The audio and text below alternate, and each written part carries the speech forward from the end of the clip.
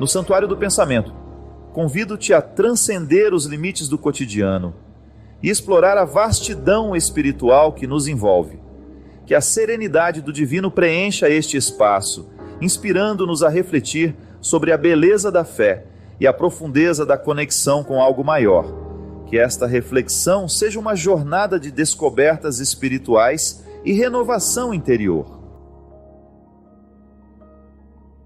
Gostaria de saber, já que segundo o Apocalipse o mundo vai acabar, ele vai acabar mesmo? E se Deus vai voltar para levar para si um povo escolhido por Ele, qual é a característica deste povo? Por favor, me indica na Bíblia uma resposta. Veja bem, todo o Apocalipse está escrito a serviço de uma comunidade, já disse isso daqui. O que é a finalização do grande reino, né? É a queda do Império Romano. Para a comunidade de São João, o mais importante é acabar com o Império Romano, o domínio do Império Romano. Então todas aquelas profecias apocalípticas, elas estão diretamente ligadas a uma realidade histórica, uma necessidade de libertação do povo com o poder romano. É claro que isso tem repercussões escatológicas, né? Não é apenas a leitura histórica. O que é uma leitura escatológica? É a gente pegar aquilo que era deles e nós fazermos a leitura para nós hoje. Quando nós falamos de final do mundo, hoje nós também estamos falando de um processo de caos que o universo vai vivendo e que daqui a pouco a vida humana está impossibilitada. Isso é uma coisa. Falar no fim desta matéria. Outra coisa é você falar do fim do mundo naquilo que tem conotação que Jesus fala no Evangelho de São João. Nós estamos no mundo, mas não podemos ser do mundo, né? Vamos trabalhar essa expressão como sendo o fim do mundo a que se refere o Apocalipse é justamente essa finalização de tudo que é ruim e que precisa terminar, porque a experiência do mal no mundo vai levando o mundo para o caos. A experiência do mal vai fazendo com que a realidade volte a ser caótica, porque o mundo é aquele que está na ordem, o imundo é o que está fora da ordem. O Apocalipse ele é uma palavra que está sempre a serviço deste imundo que precisa voltar a ser mundo, daquilo que está fora da ordem e que precisa ser reestabelecido. E aí nós temos então uma esperança da parousia, de que Jesus voltará, que é uma esperança escatológica, mas é também histórica. Sobre este retorno escatológico eu não sei lhe dizer muita coisa, porque até mesmo a Sagrada Escritura fala disso. Não sabemos quando nem como será. Quando é que Jesus volta ao mundo? Quando eu, como pessoa, assumo o compromisso e a responsabilidade de sê-lo de novo. Quando eu, como pessoa, assumo em mim a responsabilidade de ser Jesus para aqueles que estão do meu lado. Jesus voltou. Não estou falando de uma volta escatológica sobre aquela que é essa que você me pergunta. Eu não sei como será, como se dará, porque não temos uma revelação sobre isso. Mas sobre esse retorno na história, sobre isso nós podemos falar. E isto é matéria humana. Eu sempre gosto de dizer isso, gente. Eu não fico falando daquilo que eu não sei. Eu não vou ficar fazendo perguntas para mim sobre aquilo que eu não sei responder. É como que será depois que eu morrer? Não adianta eu ficar fazendo essa pergunta só morrendo para saber. É uma pergunta absolutamente infértil. Eu querer saber como será depois da minha morte, eu não posso. O máximo que eu posso fazer é sonhar, é ficar imaginando, mas isso não é resposta plausível. Agora, como é a minha vida, sobre isso eu posso falar. Como é a sua vida, sobre isso você pode falar. Então, se você não tem condições de ocupar-se de como será a sua morte, de como será depois que você morrer, ocupe-se daquilo que você pode. E muitas vezes nós perdemos um tempo danado fazendo esse tipo de pergunta para nós. E às vezes a gente perde a qualidade da nossa vida projetando a nossa preocupação o tempo todo nesse fim do mundo anunciado. Eu não me ocupo dessa realidade. A única coisa que eu permito desse fim do mundo que venha para dentro de mim, sabe o que é? É a urgência de eu fazer hoje aquilo que eu preciso fazer. Eu saber que Jesus vai voltar e que pode ser a qualquer momento, me coloca numa perspectiva de vigilância. Então eu quero ser um bom homem hoje, você pode ser uma boa mulher hoje, vamos ser o melhor ser humano que nós pudermos hoje, por uma razão simples: Jesus está voltando, e no momento em que eu me organizo como pessoa, que eu saio do caos, que eu deixo de ser imundo, eu entro nessa perspectiva do reino de Deus. E isso é muito bonito. O caos que o mundo está, essa poluição que o mundo tem, esse problema ecológico que nós vivemos, é também um problema humano. Nós não podemos negar que as nossas geleiras também estão inundando a nossa vida. Nós também não podemos negar que o nosso clima está complicado, que você também tem tempestades dentro de você, que você também vive o perigo constante de furacões que quase te derrubam como pessoa. Não é só a Califórnia que pegou fogo, não. Tem muita gente com fogo interior acabando, destruindo tudo, queimando tudo. O fogo do ódio, o fogo do desamor. Tem muitas geleiras caindo, muita gente sendo destruída por essas enchentes tenebrosas, terríveis. As enchentes dos nossos ódios, da nossa preguiça, da nossa insatisfação, da nossa frustração. Minha gente, os problemas ecológicos do mundo, eles acontecem e estão presentes o tempo todo. Mas eu arrisco a dizer que hoje o problema humano é muito pior do que tudo que está acontecendo em volta de nós. E aliás, o que está acontecendo em volta de fora é apenas uma consequência da desordem interior. Foi justamente a ganância por um mundo novo que fez com que o homem destruísse a estrutura de mundo que nós temos. Então, se o mundo hoje está imundo, se hoje a poluição está tomando conta das nossas cidades, é porque nós estamos poluídos por dentro também. A nossa mentalidade está poluída, nós estamos maldosos demais, nós estamos buscando o mal o tempo todo, nós estamos fazendo opção pelo mal o tempo todo. E aí, as catástrofes, essas que destroem as cidades, elas acontecem com a mesma intensidade dentro de nós. E você sabe muito bem disso. Não estou falando de uma teoria. Você também deve ter sido em algum momento da sua vida vítima das suas tempestades interiores. Não foram poucas as vezes, não é verdade? Não foram poucas as vezes que você também teve a sua Nova Orleans aí totalmente inundada. Não foram poucas vezes em que o seu coração ardeu, sofreu com os fogos que são próprios do mundo de hoje, com as injustiças que são próprias do mundo de hoje, com os sofrimentos que são próprios dentro do mundo de hoje, e você queimou e você destruiu as suas moradas, assim como a Califórnia também foi destruída pelo fogo que arrasou aquela região. A vida é assim, minha gente. As tragédias estão de fora, mas é porque antes elas estão dentro de nós. E as tragédias acontecem de fora à medida em que a gente não cuida das nossas tragédias interiores. Volte à simplicidade. Busca lá as suas raízes. Apague os fogos. Estanque essa enxurrada. Conserve as geleiras. Há tanta coisa dentro de você que merece cuidado. E que às vezes, num simples retorno às suas raízes, você começa a se apegar àquilo que é essencial. Quando a gente se dispersa nos nossos acidentais, a gente deixa de enxergar aquilo que é essencial. Que Deus te abençoe. Que Deus te ajude a reconstruir a sua cidade interior tão devastada, tão destruída, tão estragada às vezes. E seja feliz na medida que você pode.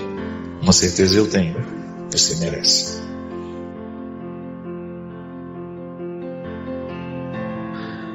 A Fabiana escreve, ela também está agradecendo, ela diz que há alguns meses ela vinha passando por diversas dificuldades emocionais e depois ela começou uma leitura da Bíblia, uma oração diária, ficou motivada a fazer isso. Aí ela diz: padre, eu sou evangélica e eu estava muito afastada da espiritualidade. Embora tenha muito respeito pelas demais religiões, mas eu fui muito abençoada com essa leitura naquele dia e com aquela palestra. Eu senti em meu coração a libertação de muitas amarras que me afastavam dessa felicidade. onde eu pude vivenciar o significado da frase: conhecereis a verdade e a verdade vos libertará. Sou grato a Deus e a sua pessoa por esse momento. Que Deus o abençoe sempre em sua missão e todas as pessoas porventura passarem pela sua vida, também disse às pessoas que ouvirem o testemunho dessa mensagem. Muito obrigado, Fabiana. Obrigado pelo seu testemunho. Que bom, minha filha. Toda vez que a gente se dispõe a estar em contato com a palavra de Deus e a gente permite que essa palavra nos ilumine, que às vezes você pode ler e não permitir que ela te ilumine. A palavra de Deus, quando nós abrimos o nosso coração para ela, o Espírito age em nós, sim. E às vezes é uma frase só. A sua rema naquele momento foi uma única frase que provocou dentro do seu coração um movimento. É assim que começa. As grandes conversões costumam começar com uma revolução de uma frase. Uma frase revoluciona o nosso coração e a partir daquela revolução a gente vai se encaminhando para outras transformações e quem leva isso a sério nunca termina. A gente vai morrer sem ter finalizado o processo da conversão. É interessante como algumas coisas se resolvem dentro de nós assim, né? De repente, aquela pessoa é tão pesada para você e você vai fazendo um trabalho com aquela pessoa, você vai pedindo a Deus condições de compreendê-la, de acolhê-la. De repente você tinha tantas mágoas dela, tantos ressentimentos. Eu particularmente sou assim. E você vai caminhando naquilo que antes é escuro, difícil, pesado, e um belo dia você acorda com o coração todo leve. Isso é um fruto da verdade em nós. Porque qual é a verdade que deve prevalecer? Que tudo isso é que tudo isso é bobagem. Que não vale a pena guardar rancores, que não vale a pena guardar ressentimentos. Todo mundo sabe disso. A ciência nos prova que guardar mágoas e ressentimentos adoecem o nosso coração. Adoece o nosso coração. Mas não basta saber. Eu já tenho conhecimento da verdade, mas eu ainda não sei praticar essa verdade. Aí você vai, de repente, num determinado momento da sua vida, tudo aquilo cai por terra, você é capaz de olhar nos olhos daquela pessoa, pedir perdão, conceder perdão, e você percebe que realmente foi a melhor coisa que você fez. A verdade nos iluminou. Está vendo como saber a verdade não é o suficiente? Ter o conhecimento da verdade não é o suficiente. É preciso que a gente tenha coragem de caminhar no caminho que nos leva à apreensão dessa verdade. Por que às vezes a gente tem tanta dificuldade de compreender a verdade? Não é porque a verdade está indisposta ao ser humano, não. É porque nós estamos com muitas amarras que nos indispõem à verdade. Porque às vezes a gente pode pensar, por que Deus não se manifesta na vida daquele rapaz? Por que Deus não faz um milagre na vida dele? Porque falta a gente abrir a picada para que Deus possa fazer ou realizar um milagre na nossa vida. E onde é que estão essas amarras, esses empecilhos, esses obstáculos? Dentro da nossa consciência, da imagem errada que nós construímos de Deus. Gente, boa parte das pessoas religiosas que eu conheço vivem culpadas. Se sentem culpadas o tempo todo. Tem medo de Deus, como tantas vezes a gente já refletiu. Esqueceram de nos dizer que Deus é amor. E a gente passou a nossa vida religiosa assim, vivendo as obrigações da religião. Que às vezes a gente passa boa parte da nossa vida, do nosso tempo, a gente passa A gente perde, digamos assim,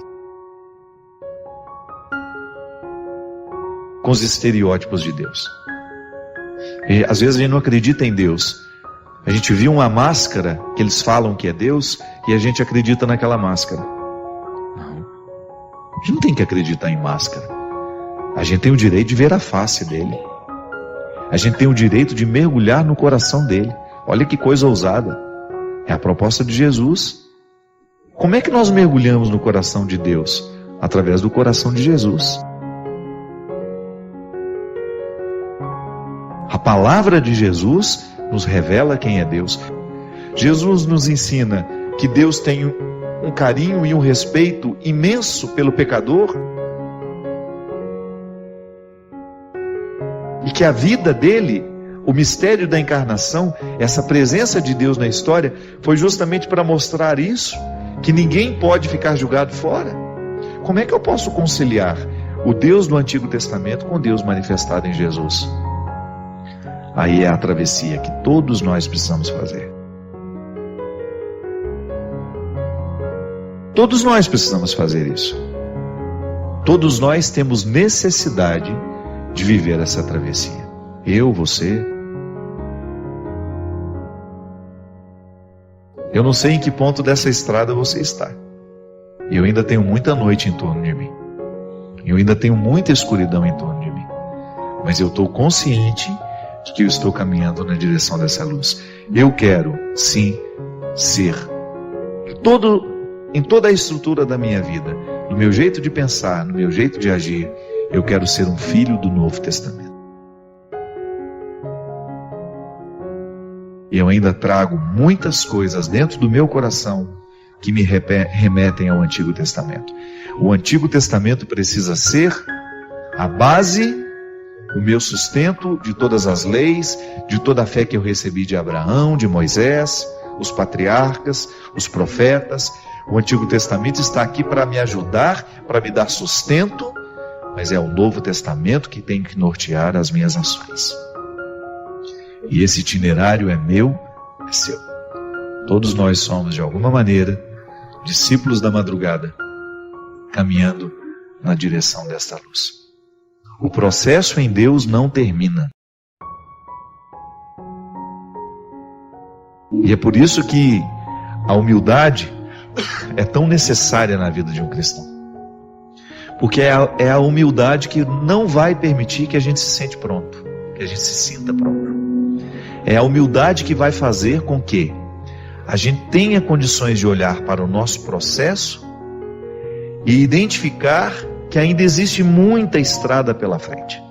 E Fabiana, toda vez que nós nos dispomos a ouvir a palavra de Deus, e todas as vezes que nós levamos a sério o que essa palavra revoluciona em nós, nós chegamos sim ao conhecimento da verdade.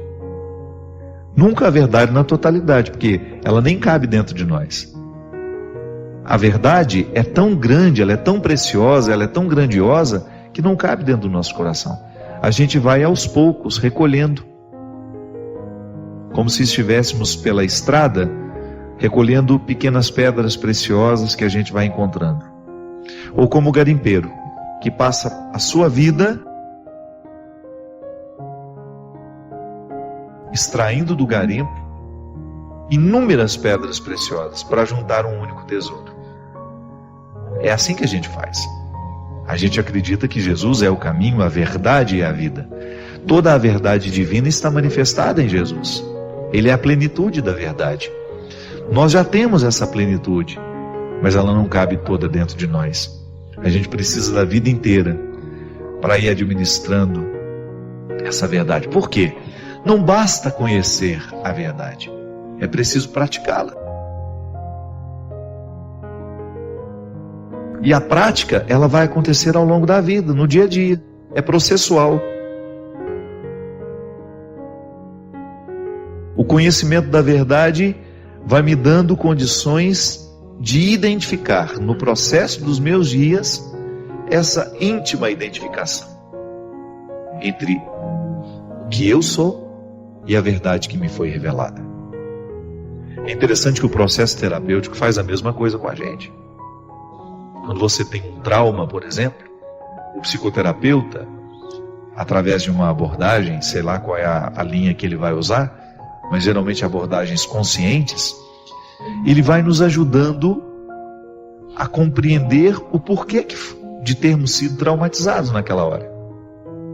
O trauma é sempre uma realidade que a gente não pôde compreender naquele momento. E a partir da experiência terapêutica, nós vamos caminhando, é como se a gente fosse andando numa estrada, onde cada vez vai ficando mais dia. Você sai à noite, está tudo muito escuro, e à medida que você vai andando, o dia vai nascendo. Então você vai identificando os motivos do trauma. Você vai tomando contato com a verdade. Por que eu sinto isso? Por que aquela situação me traumatizou tanto? E quais são as consequências deste trauma hoje na minha vida? Então você começa a recrutar esse conhecimento através do terapeuta, que vai te ajudando a iluminar a sua consciência. E a tomada de consciência de tudo isso vai lhe colocando em contato com a verdade. De repente aquele trauma não existe mais. Ele foi resolvido. Por quê? Você andou da noite para a luz do dia. Amanheceu na sua vida. Tenho uma dúvida, padre. No decorrer de nossas vidas, nós nos deparamos muitas vezes com pessoas que pela nossa natureza humana não conseguimos gostar. Quero saber, qual é a atitude correta que devemos tomar? Fingir que amamos essas pessoas e em certas oportunidades causar o mal às mesmas, ou ignorá-las como se nunca tivessem existido em nossas vidas? Obrigado. Minha filha, nenhum dos dois, né? Pelo amor de Deus. Fazer um mal sem que ela perceba que você está fazendo mal, não. Primeiro a gente precisa identificar o seguinte, que a vida, a aproximação, ela se dá a partir de duas regras. Quando eu encontro uma pessoa, quando sou visitado por uma pessoa, ainda que seja por um e-mail, por uma palavra, por uma carta, você vai ter uma reação natural de simpatia ou de antipatia. O que é? O que é a antipatia? Quando você percebe que não existe um vínculo natural de aproximação entre você e aquela pessoa. Por que a gente tem simpatia por umas pessoas e não tem por outras? É um mistério, minha filha. Não sabemos identificar isso. Isso é sensorial, não sei. Passa por mim, eu encontro pessoas que eu gosto, que eu tenho vontade de me aproximar, e passa por mim outras pessoas que não. Que eu não tenho aquela aproximação natural. Isso faz parte da vida. Os agrupamentos humanos, eles nascem assim, né? A gente faz a opção. Os amigos você escolhe. É diferente. A partir da simpatia que você tem, por causa do parentesco espiritual, eu gosto de dizer isso. Eu acho que quando a gente ama alguém, ainda que você não tenha motivos para isso, você gosta naturalmente daquela pessoa, você gosta de ouvi-la, você gosta de estar com ela, é porque existe um parentesco espiritual natural. Agora pode ser que isso não seja recíproco, então cuidado, porque às vezes você fica insistindo num parentesco que só tem do seu lado. Volto a dizer, a amizade é uma escolha, você escolhe os seus amigos. Parente não, por exemplo. Você não escolheu seu irmão, você não escolheu sua mãe, você não escolheu seu pai. Só que dentro da nossa casa, a gente tem que conviver. Então nós precisamos buscar os recursos para nos ajudar a vencer essa antipatia natural. Por quê? Porque ele é meu irmão, é minha mãe, é meu pai. E se eu não tenho um movimento natural de amor e de carinho por essa pessoa, por causa da minha situação, por causa da minha proximidade, eu vou ter que buscar contornar e pedir a Deus a graça, né? Através de oração, através de uma postura amorosa que você vai ter, de um cuidado maior que você vai ter com aquele relacionamento que é mais difícil. Minha gente, é engraçado, né? Porque às vezes a gente acha que isso não existe, mas existe. Às vezes a mãe tem isso com o filho. Às vezes a mãe, por mais que ela diga que não, ela tem um movimento mais natural em relação a um filho do que a outro. Então é aí que vem o cuidado. A mãe não tem o direito de protelar filho nenhum. São filhos e você vai ter que, de alguma maneira, suprir a necessidade de amor que esses filhos têm.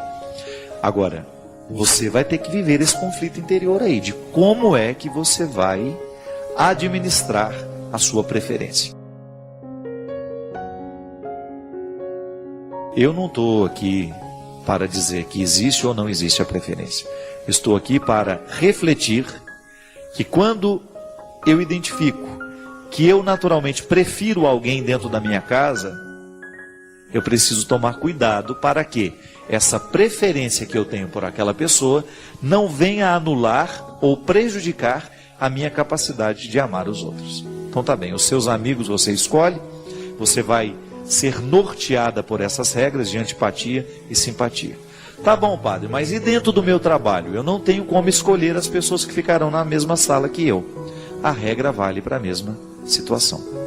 A regra tem que valer. Por quê? Eu preciso diminuir esse estresse que me causa. Gente, conviver com antipatia causa um estresse danado em nós. Você sabe muito bem do que eu estou falando. Você sabe o quão é difícil ter que lidar com uma pessoa que você não engole. Parece que tudo que ela fala te agride. Parece que a maneira como ela se porta te incomoda. São situações humanas que muitas vezes nós não temos controle. Eu particularmente eu reconheço em mim o que muitas vezes me afasta de pessoas. Minha filha, quer me mandar embora é me cobrar. Aquele dia você me viu e não... não. Não faço isso com o outro e não tolero que façam com o outro. Eu acho que tudo é natural. Eu ser cobrado de uma obrigação que eu tenho, tudo bem. Agora, ser cobrado de afeto, ser cobrado disso, daquilo, estou fazendo a minha confissão, é defeito meu, é. Eu não tenho facilidade de lidar com gente assim.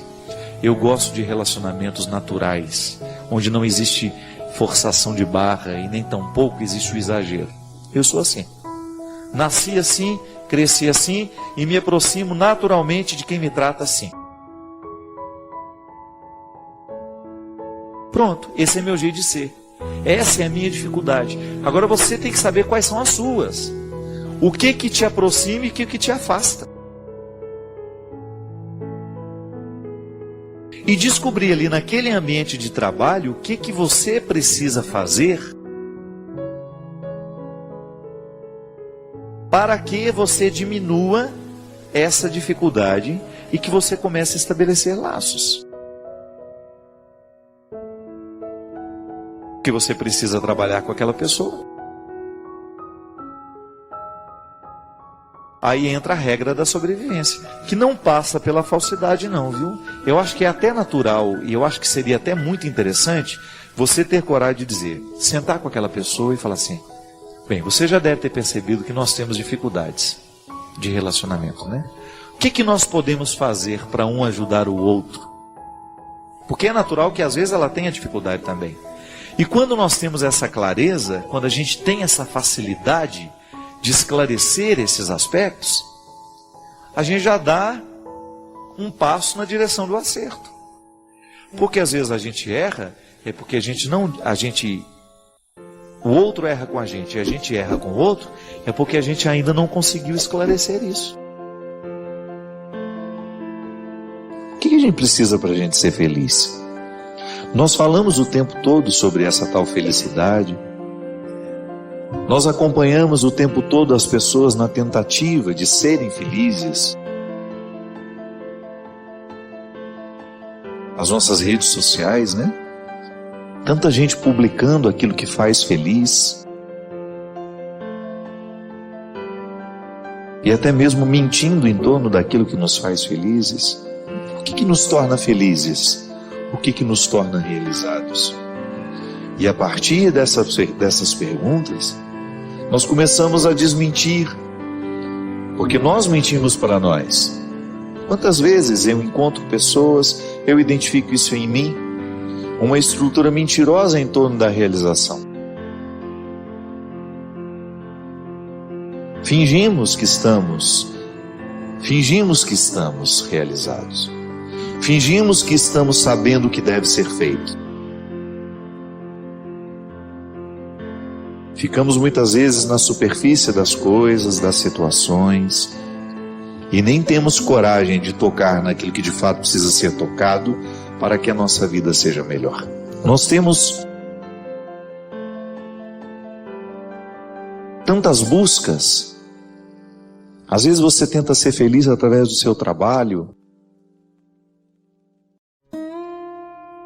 Sim, trabalha porque você quer conquistar alguma coisa que lhe faça feliz. Namora. Tenta ser feliz através desse namoro, ou já se casou, tenta ser feliz neste casamento.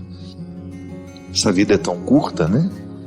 Para que a gente desperdice a oportunidade de sermos homens e mulheres realizados, realizadas, felizes. Porque esse é o desejo de Deus para nós. Conversão é isso. É você identificar se na estrutura da sua vida hoje existe alguma coisa que esteja sendo um obstáculo à sua realização humana. Então, quando eu olho para a estrutura da minha vida, aquilo que hoje eu preciso renunciar, eu estou vendo uma realidade que é favorável ao meu crescimento. Eu preciso identificar o que hoje, na estrutura da minha vida, está representando um obstáculo à minha realização. Pode ser que você identifique uma amizade, por exemplo. Uma pseudo-amizade, uma falsa amizade. Um coleguismo que tem sido um obstáculo para o seu crescimento espiritual, afetivo, não? Então nós precisamos o tempo todo ir articulando a realidade que nos envolve. Eu gosto de chamar isso de as nossas ambiências. E a partir dessas ambiências a gente ir buscando honestamente estar no lugar que a gente realmente deveria estar. Eu acho que todo ser humano, ainda que não esteja muito consciente disso, está sempre tentando ser feliz, até quando erra.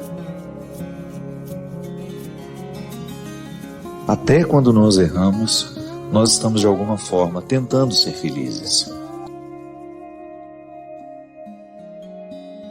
Pode ser que você esteja sob a influência de uma pessoa que não lhe quer bem, que esteja lhe viciando naquilo que lhe destrói, ou que esteja lhe retirando de um contexto de fidelidade a si mesmo. Sim, nós podemos muitas vezes ficar viciados em pessoas que nos fazem mal. E de repente o inimigo vai minando as nossas coragens, as nossas disposições, e a gente vai se afastando do caminho que Deus quer para nós. Volto a dizer que é um caminho de realização, é um caminho de felicidade. Deus não quer o nosso sofrimento. A gente sofre porque nós somos humanos, faz parte da nossa condição, mas é muito mesquinho a gente ficar pensando que Deus ficou mandando aqueles sofrimentos para nós. Não, Ele não precisa mandar, os sofrimentos estão no caminho de todo aquele que quer viver bem. Da mesma forma como Ele também não pode nos livrar desses sofrimentos, porque faz parte da vida. Faz parte da vida sofrer. O que Ele nos assegura é a sua presença. Então requer muita honestidade intelectual. Nós estamos falando aqui de colocar a inteligência para funcionar. O que hoje na estrutura da minha vida é um obstáculo à minha realização humana? Você já me escutou falar aqui sobre realização humana? Que é justamente essa adequação que nós fazemos de tudo aquilo que nós podemos e não podemos. Sim, porque um ser humano realizado é aquele que já tomou conhecimento de tudo que pode e de tudo que não pode. E a partir deste poder e não poder, cria-se um espaço de satisfação. É a satisfação de ser quem é, de fazer o que faz, de trabalhar no que trabalha, de estudar o que estuda, de conviver com quem convive. E nem sempre nós conseguimos, dentro desta realização, fazer somente aquilo que nos agrada. Eu, particularmente, gente, gosto de pensar que Deus é sempre favorável, que a minha experiência com o Senhor é sempre favorável a mim. Nunca, nunca, nunca eu pude entender que a minha experiência com Deus pudesse ser um obstáculo para a minha realização humana. Deus quer o meu melhor. E há muito tempo eu fui arrancando de mim, algumas compreensões equivocadas de que Deus queria o meu sofrimento, por exemplo.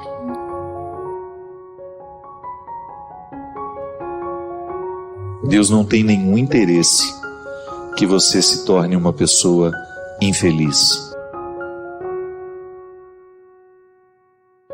A infelicidade não é um projeto de Deus para a nossa vida.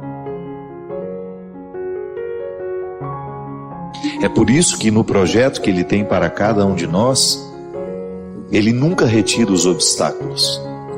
Porque nos obstáculos nós encontramos a força para a gente poder alcançar aquilo que a gente tanto deseja. Sim. Precisamos vencer diariamente os obstáculos que nos privam de viver essa felicidade, essa realização humana. Mas o problema é quando nós não sabemos, quando nós não temos clareza do que de fato nos torna felizes. Eu gosto de compreender a felicidade com um pouco mais de profundidade. Pode ser que a palavra felicidade esteja muito esvaziada de significados. Pode ser que ela tenha se tornado muito vazia para os nossos dias.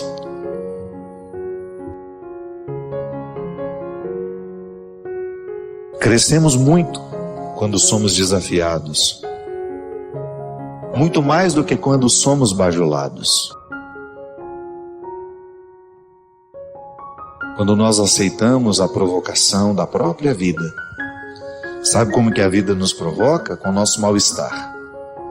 Por isso que é tão perigoso tomar remédio para a tristeza. A não ser que tenha diagnosticado uma depressão química em você.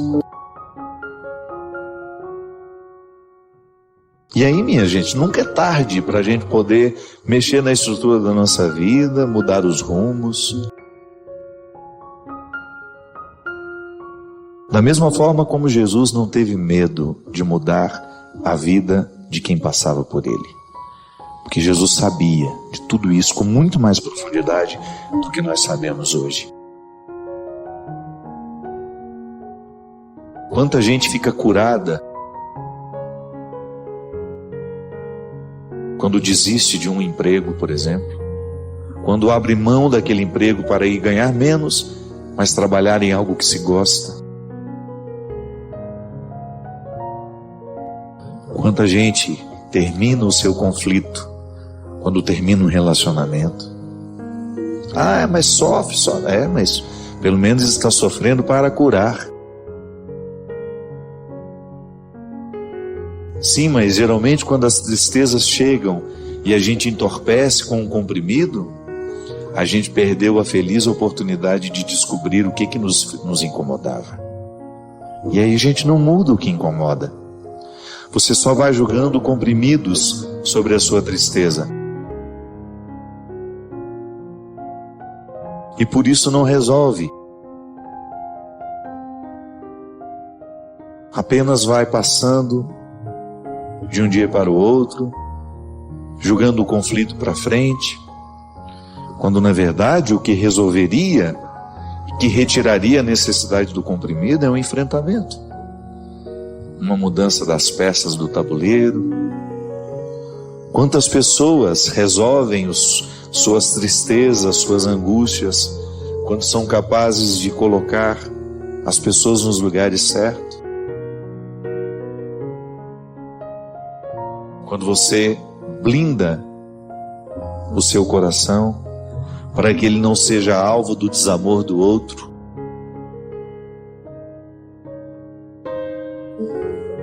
Quantas pessoas melhoram, se curam, quando são capazes de trancar uma matrícula na faculdade e dizer: não é isso que eu quero para mim. Eu me lembro que uma vez eu encontrei uma menina que estava fazendo a faculdade para agradar a mãe. E ela me falou isso. Ela teve coragem de dizer. Perguntei para ela: o que você estuda? Ela falou: arquitetura. E você gosta de arquitetura? Ela: não, eu estou fazendo porque minha mãe quer que eu faça. E eu achei aquilo muito cruel, né? Uma faculdade de arquitetura dura uns 5 anos na vida.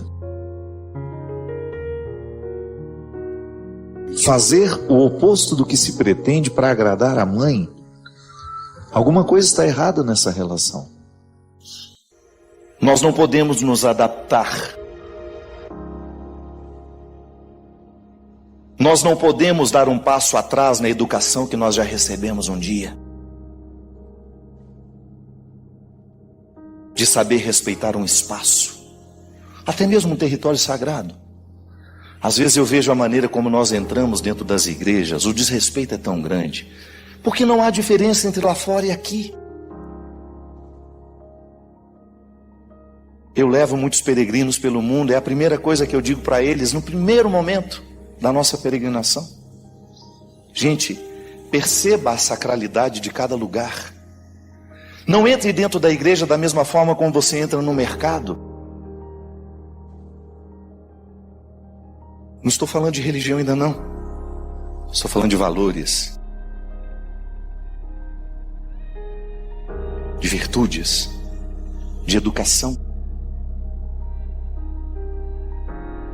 que é a base, é o primeiro instrumental dessa vida interior que vai nos qualificar como pessoas. É o primeiro tijolo na edificação dessa vida interior, que depois vai me dar condições de ser uma pessoa suportável do ponto de vista social. Eu não estou falando suportável de só suportar não, viu? De ser harmoniosa na minha convivência. Minha gente, essa é a maior riqueza que você pode ter na vida.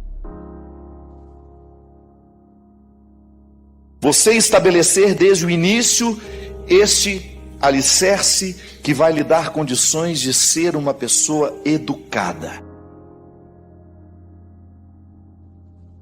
Educada. De ser uma pessoa que tenha sensibilidade de perceber o que deve e o que não deve. Onde começa o seu direito, onde começa o seu dever, e de você exercer-se assim.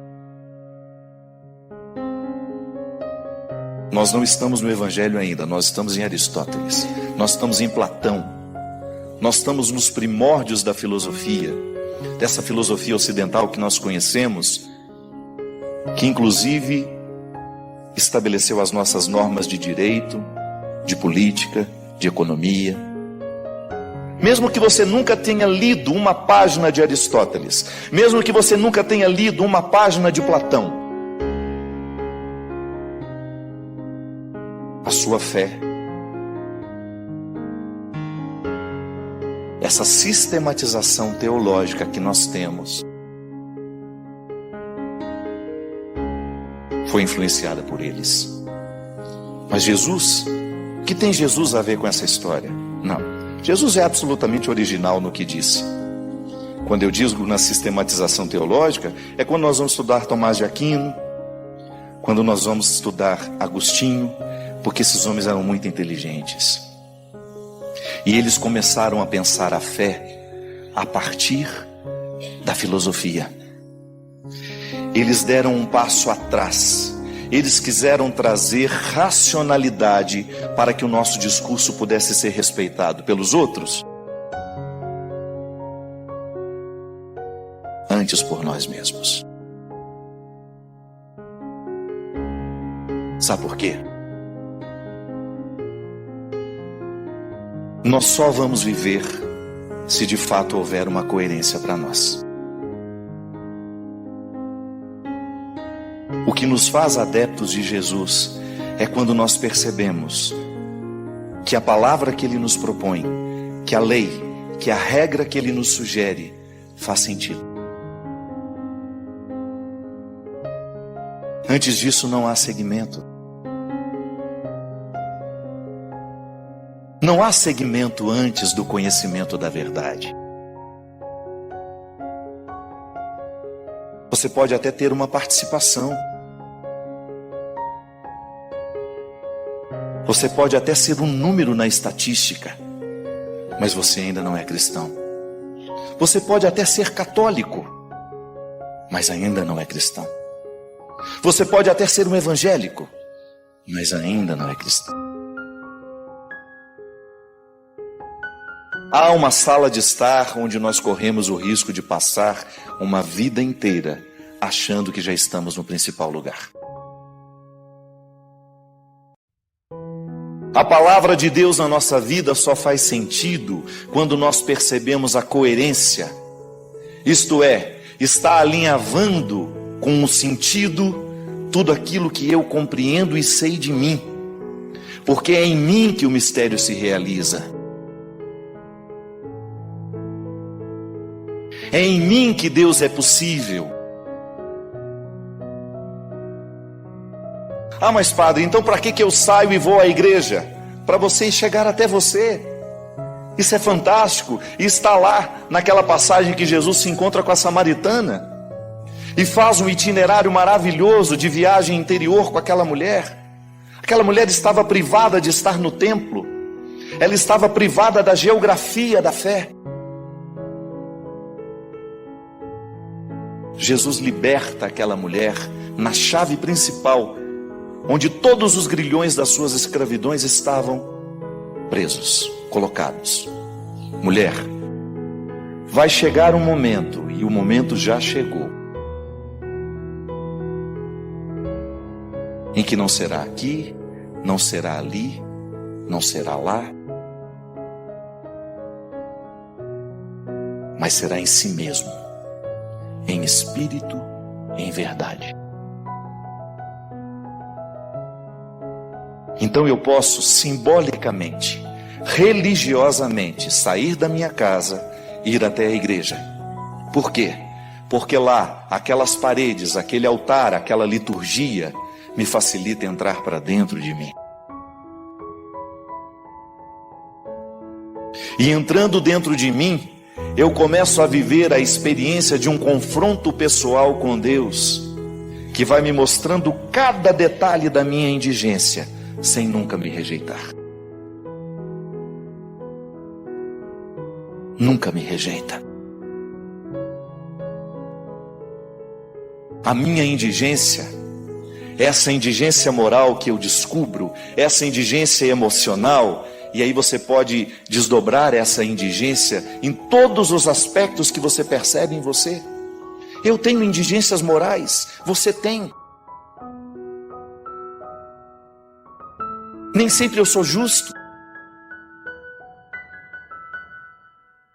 Nem sempre na minha relação com as pessoas eu sou capaz de fazer prevalecer a justiça.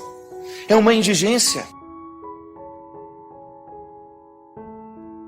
O que provoca essa indigência?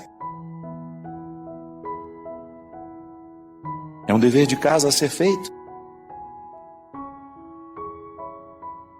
Em algum momento da minha vida, alguém me traumatizou, alguém me negligenciou uma necessidade, e pode ser que aquilo tenha ficado definitivo em mim, o medo de não ter. Geralmente, quando a gente foi muito pobre na infância, a gente leva um tempo para ser generoso depois que a vida nos deu alguma coisa. Não é verdade? Há pessoas que não. Há pessoas que parece que já saem da pobreza, prontos para a generosidade, mas nem sempre é assim. Quantas vezes eu experimentei isso em mim? Vivi muita indigência material e de repente eu tinha. De repente não estou mais privado.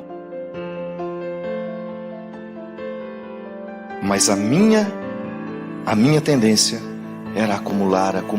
Sabe o que era isso? Não estou falando de dinheiro, não estou falando de coisa boba. Calça, sapato, camisa.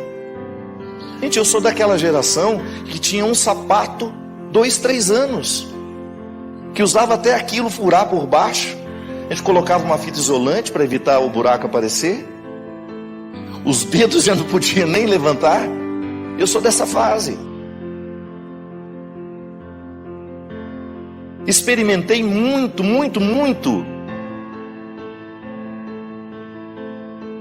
a necessidade material.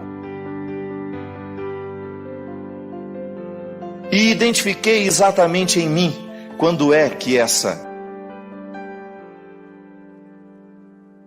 carência de um dia começou a determinar o adulto que já não carecia mais. Olha que relação interessante. Doentia. Uma criança carente que ainda não foi curada em mim, ditando o meu jeito de ser hoje. Bem, mas eu não preciso mais acumular, eu tenho. Por que ainda estou na necessidade do acumular? Porque ainda não estou livre de um dia não ter tido. E eu ainda não estou curado. Porque para mim liberdade é cura. É a experiência de diariamente livrar-me de mim mesmo. Ah, mas são os outros que me amarram, não. Toda e qualquer escravidão, ela se estabelece no íntimo da nossa consciência. Não é de fora que os outros nos escravizam. Eu posso até ter todos os estímulos da escravidão que me vêm pelos outros. Eu digo isso sempre. Dependendo do círculo de amizades que você tem, da qualidade de vida das pessoas que lhe influenciam, se elas são pessoas livres, é natural que você queira ser também. Mas se elas estão todas amarradas em suas escravidões sociais, é muito provável que você repita o comportamento sem até se problematizar.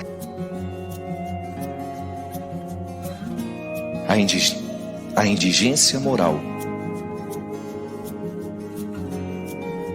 ela não é a superação da indigência moral, não é processual, assim como é a superação da indigência física.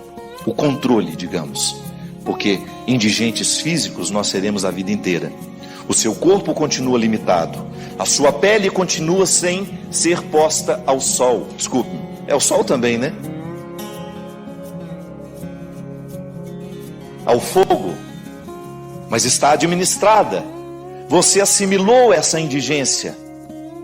Você sabe muito bem que você não pode pular de um prédio de 10 andares. Seu corpo não está preparado para isso. Agora eu pergunto, por que nós não vivemos o mesmo cuidado com a indigência moral? Por que nós não temos os mesmos cercados de proteção que nós temos para a indigência física? Agradeço por compartilhar este momento de reflexão. Deixe seu comentário abaixo e compartilhe suas próprias experiências. Não se esqueça de se inscrever para mais inspiração e convidar outros a fazerem o mesmo.